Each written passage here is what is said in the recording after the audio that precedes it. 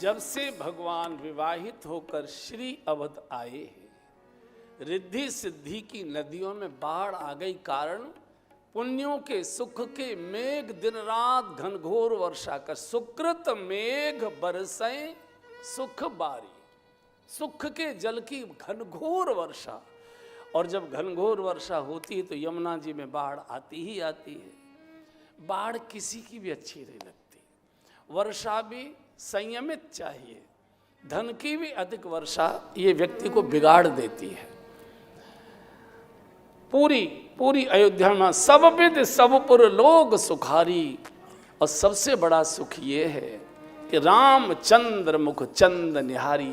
इतने भोग वैभव के वातावरण में भी सभी अवध के नागरिकों को भगवान श्री राम के मुखचंद्र का दर्शन हो रहा है। अन्यथा अनुभव कहता है, जब घाटे दिक्कतें कमजोरी होती है तो इस मंदिर में जा, इस मंदिर में जा, इस तीर्थ जा, इस साधु के पास जा, उस साधु के पास जाए। और जब स्थिति बदल जाती है फिर मंदिर का रास्ता भूल जाता है, फिर मंदिरालय का रास्ता ढूंढता है कि मैं अच्छी कहाँ मिलती है, ऐसी कहाँ मिलती है, वैसी कहाँ। इस सुख की वर्षा से सबसे पहले भगवान चिंतित हो गए।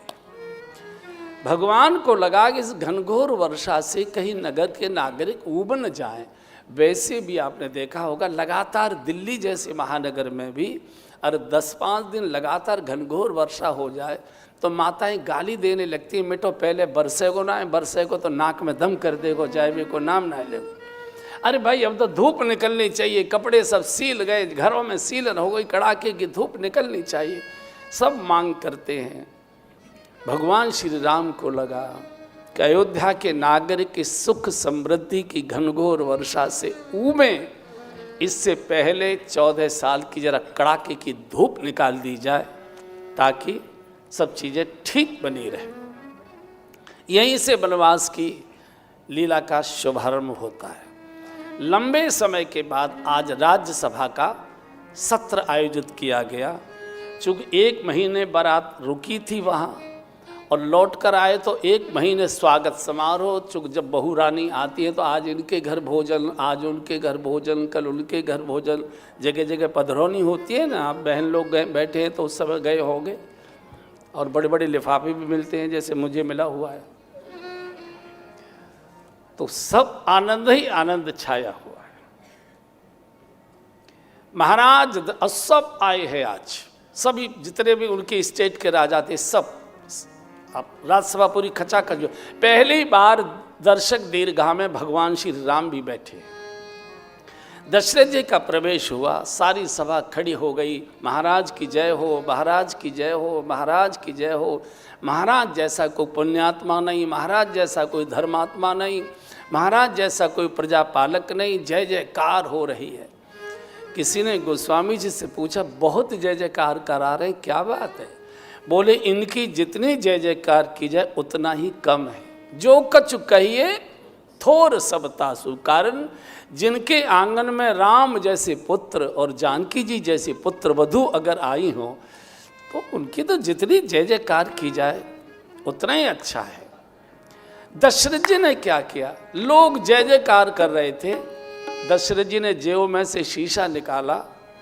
अच्छा, उस समय भी लोग शीशा कंगा रखते थे, आज तो रखते ही। अच्छा, जिनके बाल नहीं है वो भी यहाँ ऐसे कर लेते हैं, रखते सब। तो शीशा निकाला और मुख देखने, राय सुभाय मुकुर कर लीना। अटपटा लगता है, रघुवंश की मर्यादा की राज्यसभा, इसमें महाराज शीशा देखे।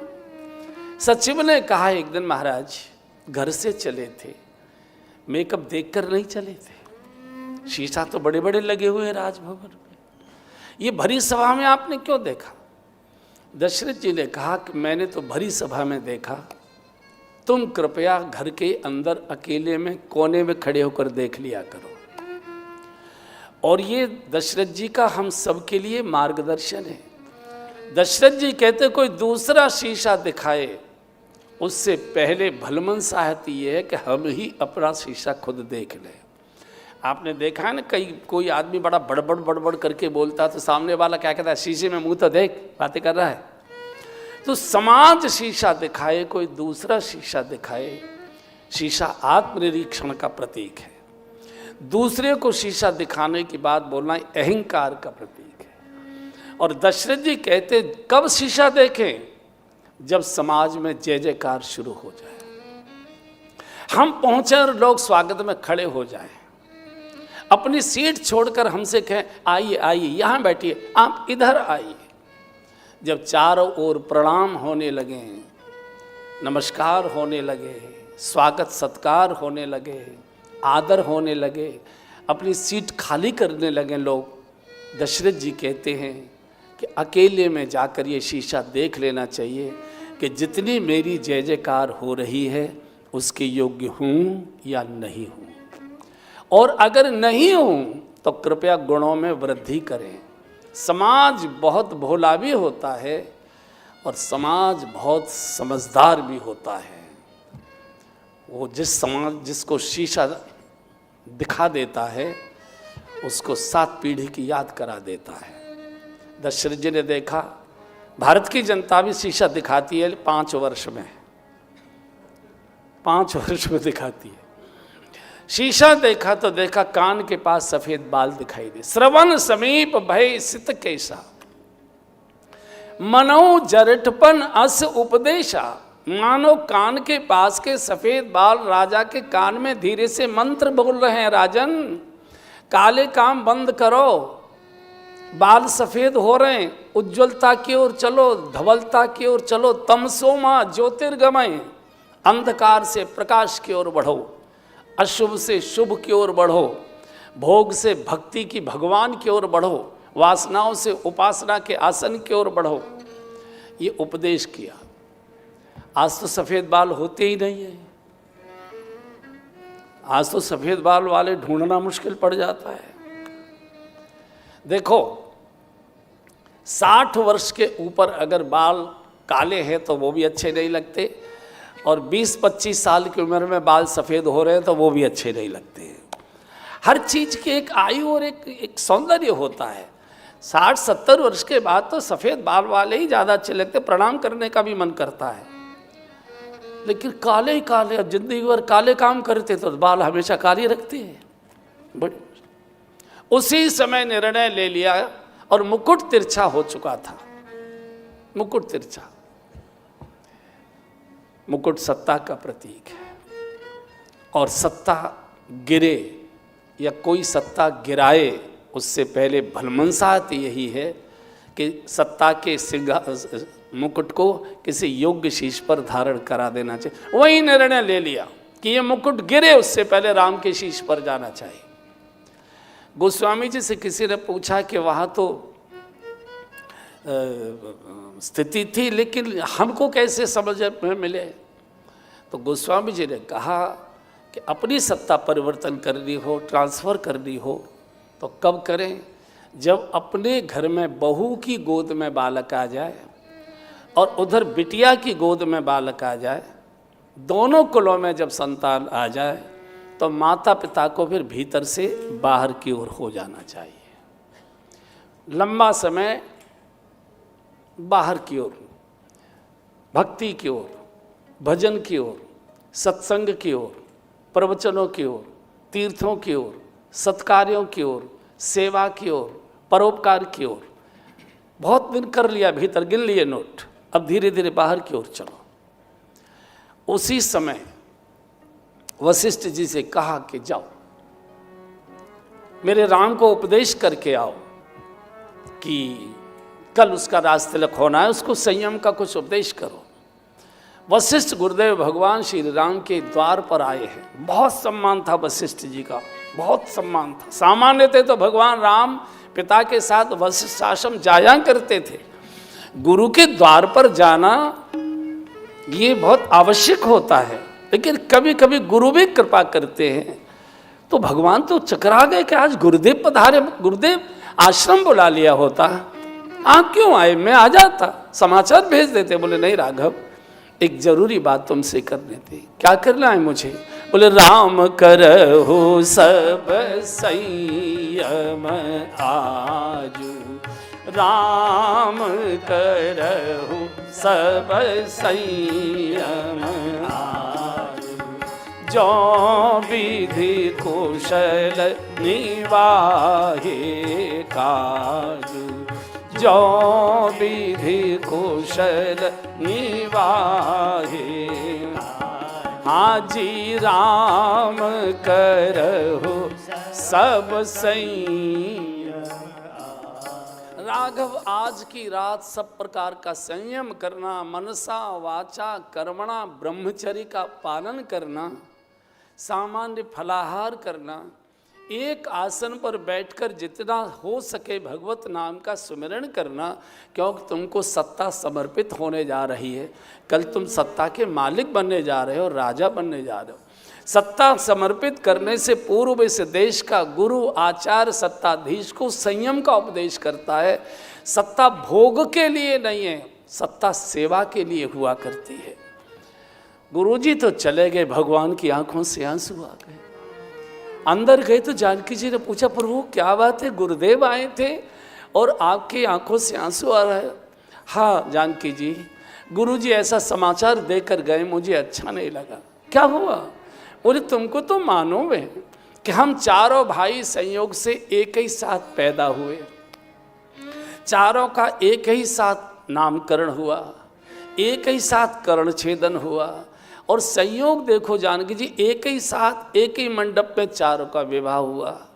ये रघुवंश की बाकी चीज़ें तो मुझे बहुत अच्छी लगती हैं, पर एक बात अच्छी नहीं लग रही कि बंधु बिहाय बढ़ई अब से को, छोटे भाइयों को छोड़कर बड़े को राजा बना दिया जाए। अरे मैं तो वैसे ही बड़ा हूँ, मेरा तो वैसे ही सम्मान है। अगर मेरे छोटे भाई राजा बने, मेरा भरत भैया राजा बने, अगर मैं राजा बनता हूँ तो राजा राम कहलाऊंगा, और मेरा छोटा भैया भरत राजा बनता है तो दुनिया कहेगी अयोध्या के राजा महाराज भरत के बड़े भाई श्री राम। मेरा कितना बड़ा सम्मान हो जाएगा। जन्म में एक संग सब भाई, जन्म में एक संग सब भाई, भोजन शयन के लिलरिकाई, भोजन शयन के लिलरिकाई। हाँ करन वेद उप बीत बियाह, करन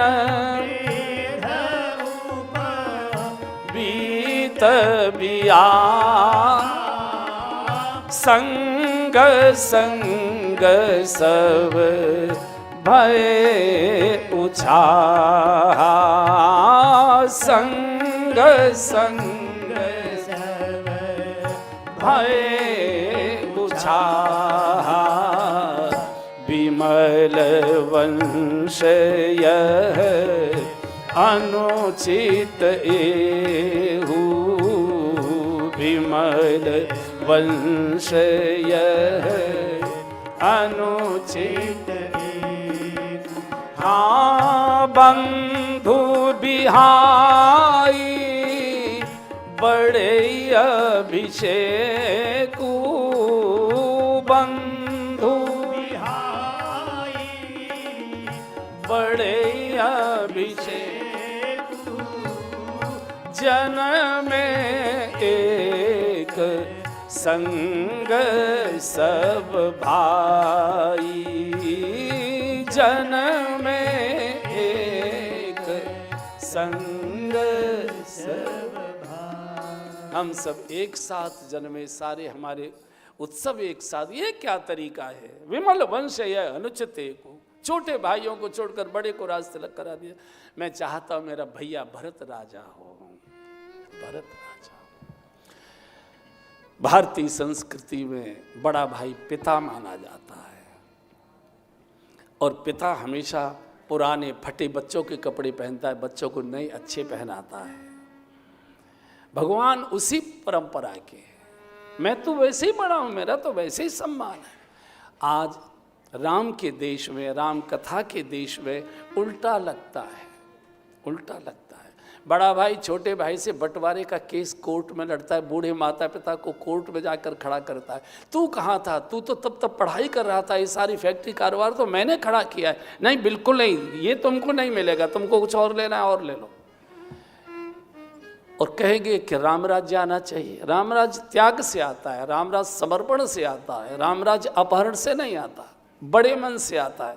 जब छोटों को बड़ा किया जाता है, छोटों को प्रेम दिया जाता है, छोटों को आदर किया जाता है, तब रामराज्य की कल्पना करनी चाहिए। उस घर में रामराज्य की सुगंध रहती है।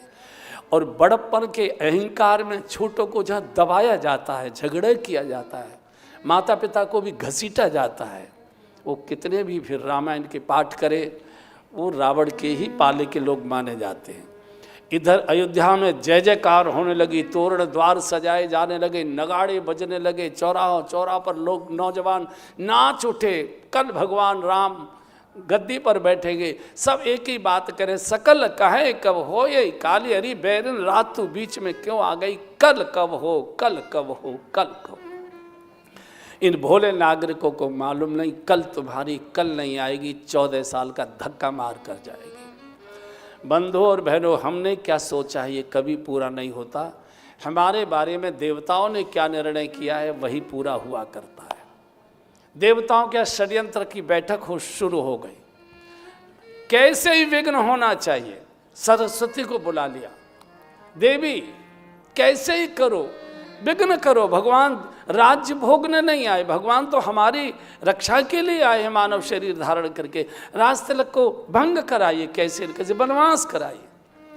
सरस्वती ने माथा पीट लिया, देवताओं तुमको शर्म नहीं आती, ऊंच निवास नीच कर तूती,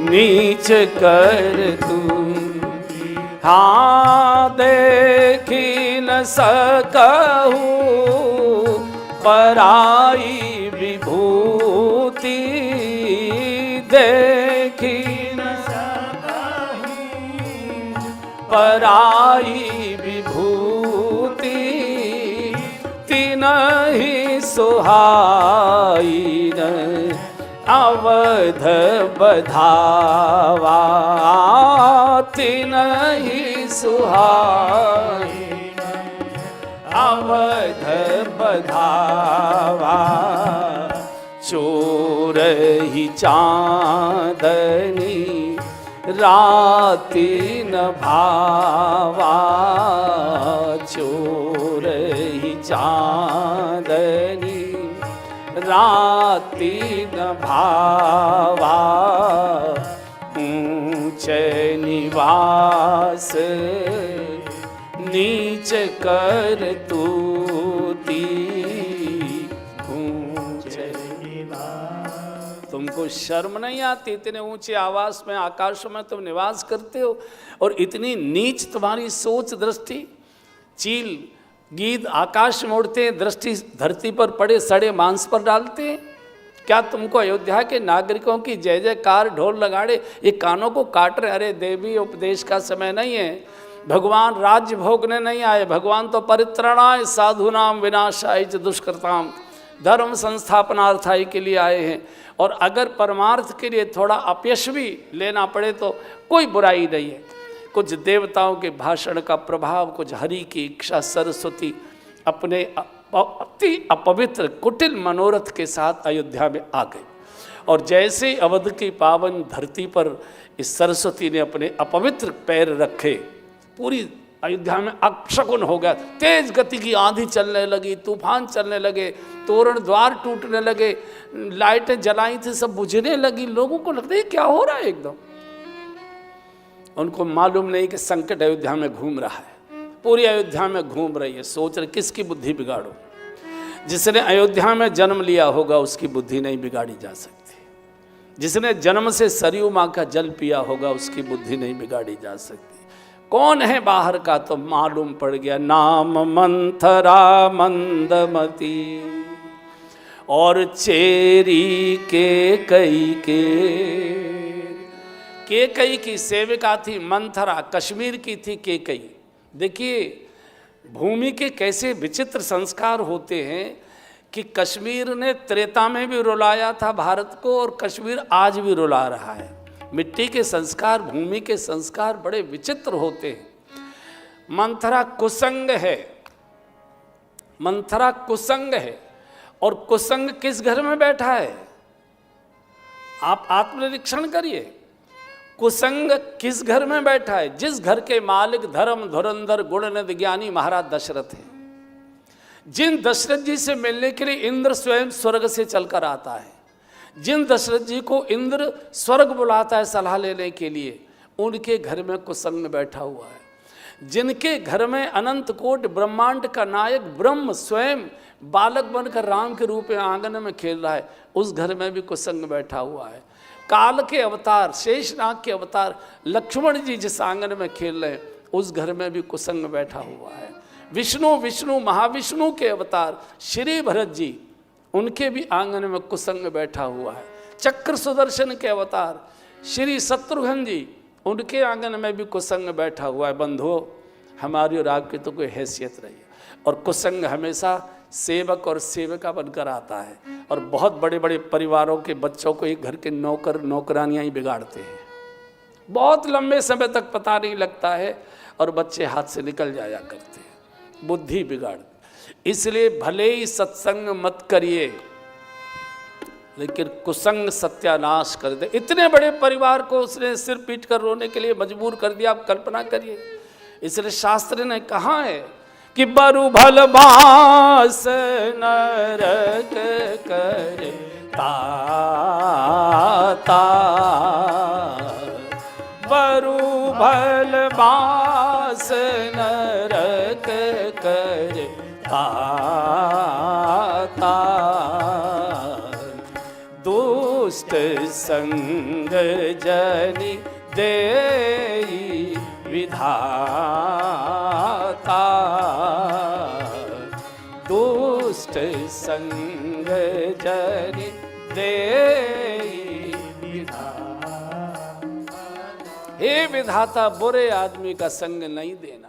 इस जरासी 2 कौड़ी की नौकरानी की ताकत देखिए, इसने राज्यसभा के सर्वसम्मत निर्णय को पलट दिया। भगवान श्री राम के राज्याभिषेक महोत्सव को महा उदासी में बदलवा दिया। भगवान को अयोध्या से निकालकर वन में भेज दिया। महाराज दशरथ को असमय में मरने के लिए मजबूर कर दिया। महारानियों को विधवा कर दिया। पूरी अयोध्या को अनाथ कर दिया, और इस मंथरा का कोई बाल बाका नहीं कर पाया। और इतना ही नहीं है, 14 वर्ष वनवास की अवधि पूरी करने के बाद भगवान अयोध्या आ गए, सिंहासन पर बैठ गए, राज तिलक हो गया, फिर भी मंथरा को अयोध्या से नहीं निकाला जा सका। एक बार कुसंग अगर जीवन में प्रवेश कर जाता है, लोग कहते ज़्यादा नहीं महाराज जी, कभी होली दिवाली के हमारा जरा वैसा काम है लाइजनिंग का, इसका तो अफसरों के साथ जरा खुश करने के लिए एक आधा घूंट ले लेते हैं, रोज वाले नहीं। ये एक घूंट चिता तक साथ जाता है, इतने गहरे गड्ढे में डाल देता है ये घूंट कि उसमें से कोई निकाल नहीं पाता है। मंथरा की बुद्धि बिगाड़ दी। एक सज्जन ने हमसे पूछा कि ये कैसे पता लगे कि हम कुसंग में हैं, कुसंग की ओर जा रहे हैं। हमने कि जानते सब हो, कुत्ता जानता है कि मैं गलत कर रहा हूँ, मनुष्य नहीं जानता है। आप कुत्ते को रोटी डालिए, जहाँ आप रोटी डालेंगे कुत्ता वहीं खड़े होकर रोटी खाता है, और जब कुत्ता किसी के घर से चुरा कर ले जाता है तो दूर किसी तीसरी चौथी गली में ले जाकर खाता है। कुत्ता इस बात को जानता है कि मैं चोरी करके लाया हूँ, मनुष्य नहीं जानता। फिर भी मैंने कहा चलो मैं बता ही देता हूँ। जहाँ जाते समय, जहाँ बैठते समय और जहाँ से उठकर आते समय मन में ये धक धक होने लग जाए को कोई जान पहचान वाला तो नहीं है गली में, कोई देखने वाला तो नहीं है, इसका अर्थ है वो कुसंग था बस, और कुसंग की कोई पहचान नहीं, कोई संकेत नहीं। जहाँ जाते समय बाएं दाएं देखना पड़े कि कोई जान पहचान वाला तो गली में नहीं। जहाँ से आते समय कनखियों से बाएं दाएं देखना पड़े कि कोई जान पहचान वाला तो नहीं, जहाँ बैठे बैठे धक धक होने लग जाए कि कोई परिचित तो नहीं आ जाएगा, वो चाहे फिर बड़े से बड़ा अपना रिश्तेदार ही क्यों न हो, प्रणाम कर दीजिए, बहाने बनाकर मना कर दीजिए। ठीक है, कह दीजिए जरा दवाई लेने जा रहा था, डॉक्टर से मिलना था, समय ले रखा। सत्य की रक्षा अगर असत्य बोलकर भी होती है तो सत्य और असत्य दोनों एक श्रेणी में आ जाएंगे, फिर असत्य असत्य नहीं रहता, सत्य की रक्षा होनी चाहिए।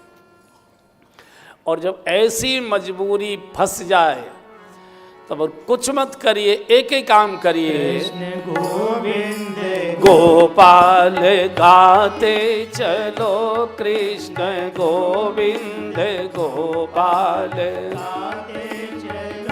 मन के रथ को सुमार्ग लगाते चलो, मन के रथ को सुमार्ग लगाते चलो, कृष्ण गोविंद गोपाल गाते चलो। देखना इंद्रियों के न घोड़े भगे, देखना इंद्रियों के न घोड़े भगे, इनको संयम के हरदम ही कोड़े लगे, इनको संयम के हरदम ही कोड़े लगे, मन के रथ को सुमार्ग लगाते चलो, मन के रथ को सुमार्ग लगाते चलो, कृष्ण गोविंद गोपाल गाते चलो, कृष्ण गोविंद गोपाल गाते चलो।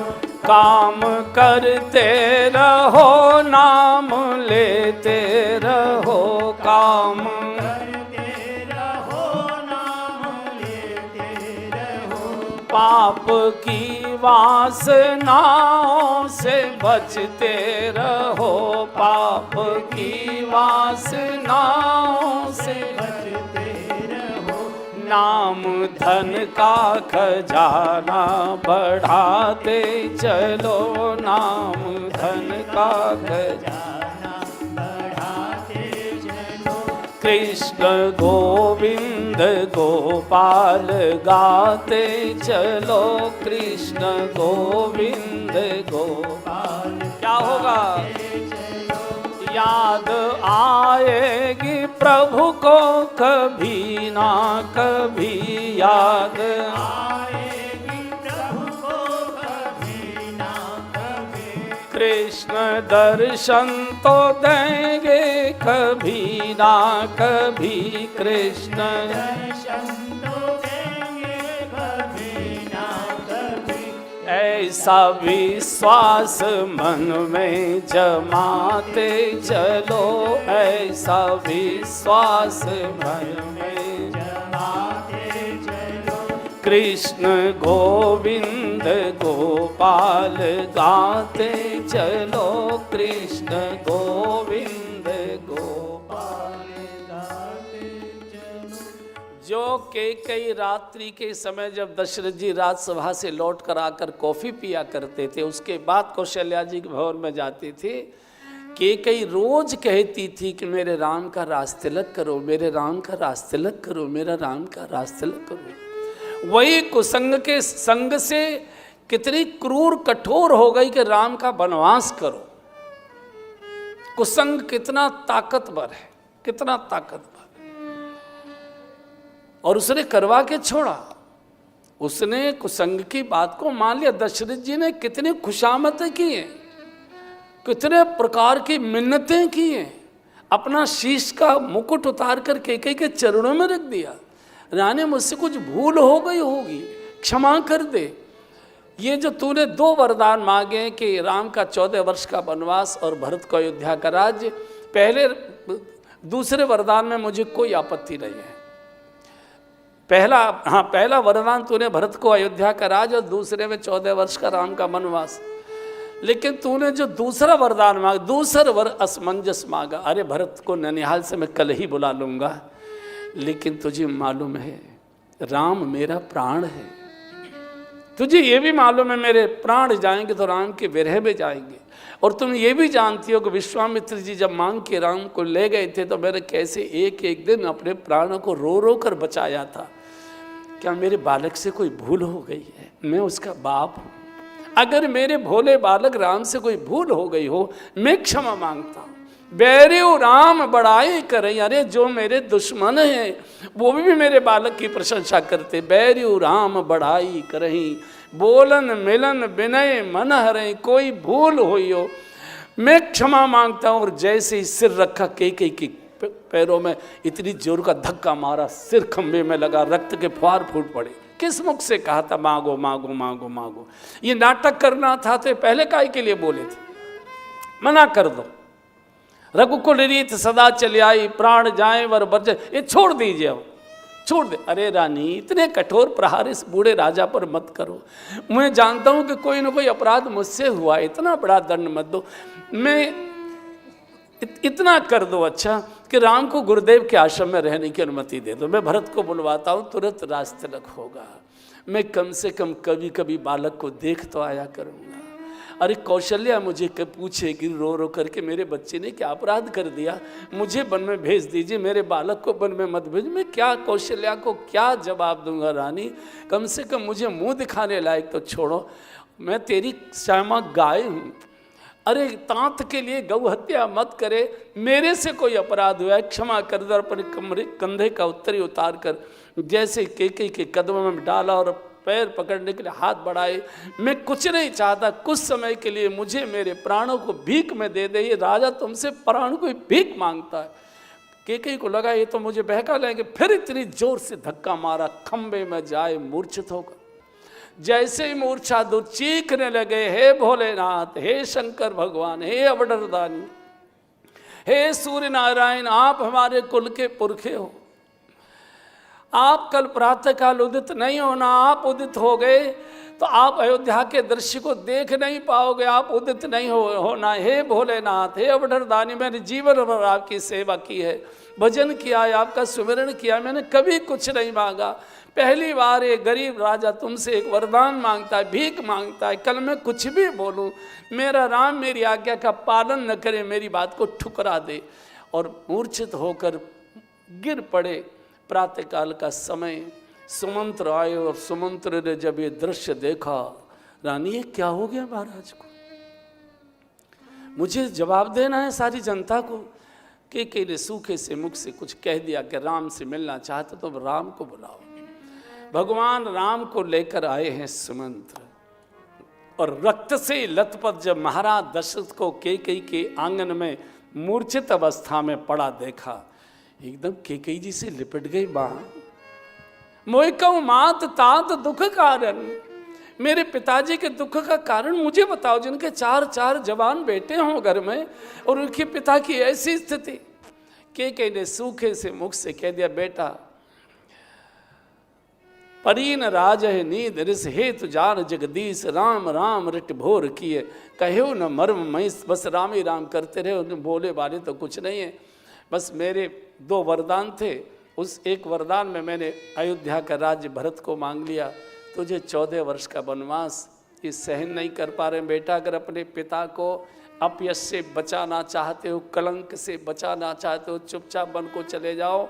अगर तुम नहीं गए और इनके प्राण निकल गए, इनको नरक में भी स्थान नहीं मिलेगा। तो दशरथ जी ने थोड़ा थोड़ा मूर्छा में सुना, चीख पड़े, नहीं राघव, नहीं नहीं, ये माँ नहीं है, ये डाइन है, इसकी बात नहीं सुनना।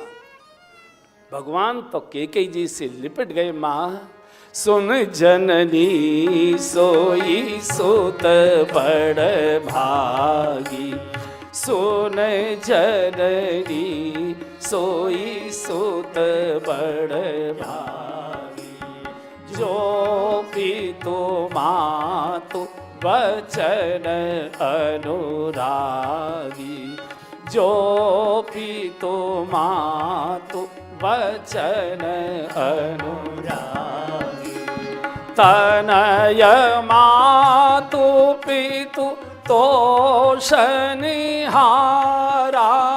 तनय मातु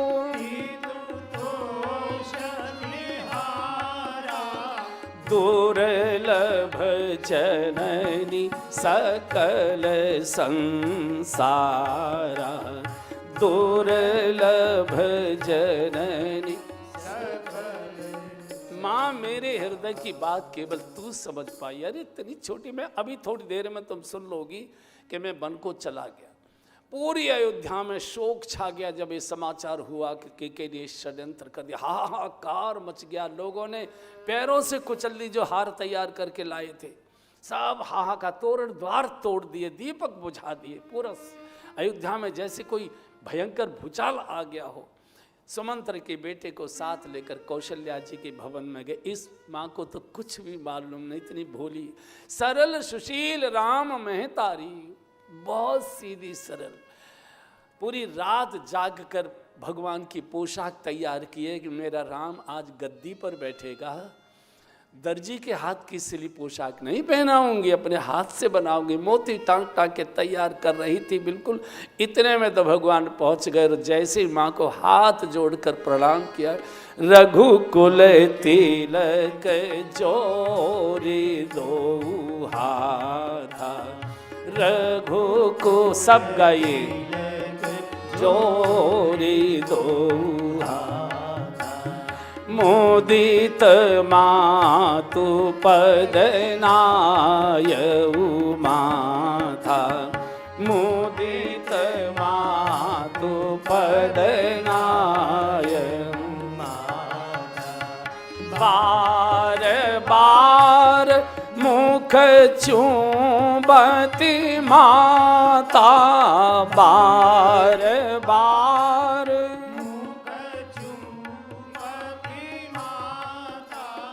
नयन नेह जल पुलकित गाता, नयन नेह जल पुलकित। बूढ़ी माँ के स्तनों में भाव का दूध आ गया। बच्चे को छाती से लगा। माताएं जब बच्चे को बहुत दुलार करती है तो क्या कहते, बार बार उसका मुंह चूमते, बार बार मुख चूमते माता। बेटा आज राज तिलक महोत्सव है ना, ये पंडित लोग, ये ब्राह्मण लोग बहुत लंबे लंबे मंत्र बोलते, बहुत देर हो जाएगी, बिना कुछ खाए तेरे बस की बात रही है, इतनी देर भूखा रहना। मैंने मोहन भोग तैयार किया है, तात मधुर कछु खाओ। भगवान सोच रहे इस माँ को कैसे बताऊं कि तेरा तो मोहन भोग कड़वा हो चुका है। लेकिन भगवान ने सोचा जब मैं बोलूँगा तो माँ इसी समय हाहाकार मचाएगी। तो सुमंत्र के लड़के ने जब सारी घटना बताई, अब यहाँ कौशल्या जी का चरित्र देखिए।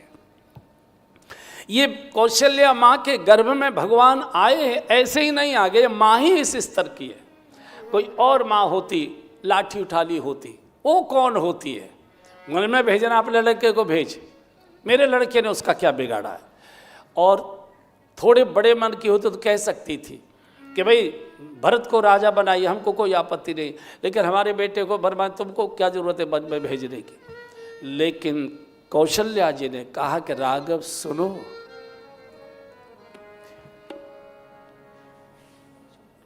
ये जो केकई है, ये मैं तेरी माँ नहीं हूँ, ये केकई तेरी माँ है। और जो माँ ने कहा है उसका पालन करना तेरा धर्म है, तेरा कर्तव्य है। कौशल्या बोली है, जो पितुमात कहे बन जाना, जो पितुमातु कहे बन जाना, तो कानन सत अवध समाना, तो कानन सत अवध समाना। अगर माता पिता ने केकई मेरी सौत नहीं है, तेरी माँ है, और माता पिता दोनों ने कहा है तो जाओ वनवास, तुमको सैकड़ों अयोध्या के समान सुखदायी हो। सिद्धांत बोल तो दिया, लेकिन माँ की ममता फूट पड़ी, धरती पर गिर पड़ी, रो रो कर पुकारने लगे, अरे बन के कोल के रातों, अरे बन के ऋषि मुनियों, अरे बन के लता वृक्षों, अरे बन के पशु पक्षियों, तुमने कितने पुण्य किए होंगे कि राम तुम्हारे बीच में आ रहा है। अरे अयोध्या तू कैसी अभागिन है, बड़ भागी बन अवध अभागी, बड़ भागी बन अवध अभागी, जो रघुवंश तिलक तुम त्यागी, जो रघुवंश तिलक तुम त्यागी, जाहु सुखेन बनहि बलि जाऊं, जाहु सुखेन बनहि बलि जाऊं, करी अनाथ जन परिजन गाऊं, करी अनाथ जन परिजन। अरे बन के कोल के रातो तुम कितने बड़भाग्य हो। ए अयोध्या तू कैसी अभागिन है, बड़भागी बन अवध अभागी। जाओ बेटा, हम सबको रोता छोड़कर अनाथ करके चले जाओ। कह तो दिया सिद्धांत, एकदम धरती पर गिर पड़ी, जोर जोर से चीखने लगी। तो जानकी जी दौड़ कर आई, प्रभु प्रभु माँ को क्या हो गया। भगवान ने कहा जानकी जी बहुत बड़ा संकट है। उधर केकई माँ के भवन में पिताजी मूर्छित हैं, इधर ये माँ की स्थिति देख रही हो। मुझे 14 वर्ष वन में जाने की केकई माँ की आज्ञा हुई है। न यहाँ भरत हैं न शत्रुघ्न हैं, सबको बचा के रखना जानकी जी, अब ये तुम्हारी जिम्मेदारी। और सुनो, मेरी माँ बहुत सीधी सादी भोली भाली है, सरल सुशील राम महतारी। संध्या के समय जब मेरी आरती उतारने के लिए दीपक हाथ में लेकर मुझे खोजेगी और मैं नहीं मिलूंगा तो पूरी रात किसी महल के कोने में पड़ी पड़ी रोती प्राण छोड़ देगी। इसलिए जब जब इसको मेरी याद आए, जब जब करही सोधी मोरी, जब जब मातु करही सोधी मोरी, होई विकल मति भोरी, होई विकल मति भोरी, तव तव तुम कही कथा पुरानी, तव तव तुम कही कथा पुरानी, सुंदरी समुझा ये उम्र दुबानी, सुंदरी। जब जब मेरी माँ को मेरी याद सताए, ये बहुत रोए, तब तब तुम पुरानी पुरानी शादी के समय की, उस समय की कथाएं सुना सुना कर मेरी माँ के प्राणों को जीवित रखना। मैं अपनी माँ के प्राण तुमको 14 वर्ष के लिए गिरवी देकर जा रहा हूँ, लौट कर आऊँ, मेरी माँ मुझे मिलनी चाहिए। जानकी जी का प्रभु मैं तो आपकी छाया हूँ, और क्या कोई मनुष्य अपनी छाया को छोड़कर जा सकता है क्या। जिय बिनु देह नदी बिनु बारी, तैसी नाथ पुरुष बिनु नारी, नाथ सकल सुख साथ तुम्हारे, शरद विमल बिदु बदर। जिय बिनु देह, जैसे प्राणों के बिना शरीर का कोई अस्तित्व नहीं होता, जल के बिना नदी की कोई शोभा नहीं होती, भगवान पति के बिना भी नारी का कोई जीवन नहीं होता।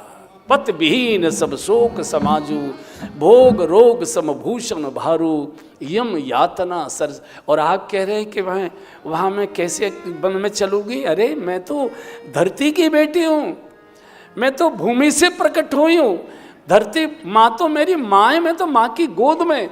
मैंने तो आपकी कोमलता देखी, जिनको फूल की कली तोड़ने में पसीना आ रहा था, वो नंगे पैर वन में चलेंगे। प्रभु आप अपनी कोमलता की बात करिए, मैं तो माँ की गोद में खेलने जाऊंगी। आप नहीं ले जाओगे, ठीक है, मैं आप निकलेंगे, मैं प्राण छोड़ दूँ। भगवान ने कहा कि जानकी जी प्राण छोड़े तो अर्थ क्या? अच्छा तो जल्दी करो। इतने में तो लक्ष्मण जी दौड़े आ गए। लक्ष्मण जी गार्ड ऑफ ऑनर के लिए पुलिस की या मिलिट्री की टुकड़ी को परेड करा रहे थे। क्योंकि जब सत्ता दी जाती है तो सेना के जितने प्रकार होते, गार्ड ऑफ ऑनर, उसको सलामी दी जाती है। तो अचानक नगाड़े बजना बंद हो गए। तो लक्ष्मण जी ने पूछा, ये नगाड़े जय जयकार बंद कैसे हो गए? तो किसी ने कहा कि अयोध्या का भाग्य फूट गया, ये घटना हो गई। वहीं छोड़कर सीधे भगवान के पास, कुछ नहीं बोल रहे, रो रहे और हाथ जोड़े खड़े। भगवान ने कहा, लखन इस समय रोने का समय नहीं, धैर्य धारण करने का समय है। ऐसे से पूरी घटना हो चुकी है। अब भरत भी नहीं, शत्रुघ्न भी यहाँ नहीं, जानकी मेरे साथ जा रही हैं, पिताजी वहाँ मूर्छित, बड़ी माँ की हालत तुम देख रहे हो, पूरी अयोध्या की जिम्मेदारी अब तुम्हारी है।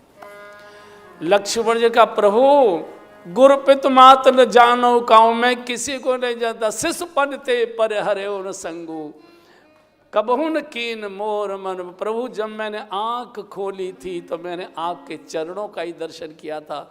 मैं तो गुरु कौन, माँ कौन, बाप कौन, मैं तो जानता ही नहीं, मैं कुछ नहीं जानता।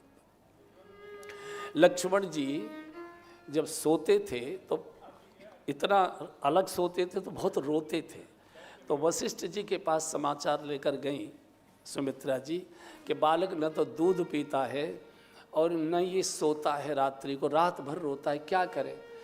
तो पूछा कहाँ सुलाते? बोले अपने पास। बोले नहीं नहीं, राम के चरणों में सुलाओ इसे, और राम के दाहिने चरण का अंगूठा इसके मुंह में दो, तो अंगूठा पीते पीते ये सो जाएगा। कभी कभी राम जी करवट लेते थे, अंगूठा निकल जाता था तो बहुत जोर जोर से रोने लगते थे, फिर माँ दौड़ती थी। कह रहे मैंने तो आँख खोली तो आपके चरणों में। और छोटे बच्चों को अंगूठा पीने की आदत वहीं से आई है, लक्ष्मण जी के यहाँ से ही अंगूठा पीने की आदत आई। तो भगवान से कहा कि हम नहीं जाएंगे, मैं शरीर में प्राण छोड़ दूँ।